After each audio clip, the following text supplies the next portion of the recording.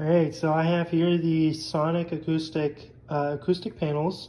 Really like these. I'm super excited to be able to use them. I work from home and my office is right by my daughter's room, so hoping this helps a little bit of my loud talking when I'm on the phone.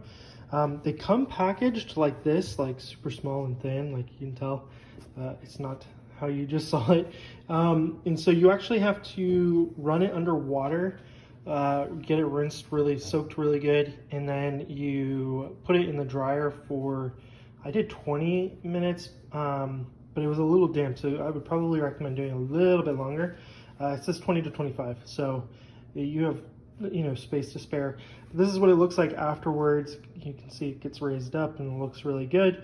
So yeah, these are the phone panels. This is the instructions that it comes with. Basically just tells you how to make it the way it is. And then it tells you about spraying it with adhesive to attach it. Yeah, so this is the foam panels. I hope this helps you in your shopping journeys.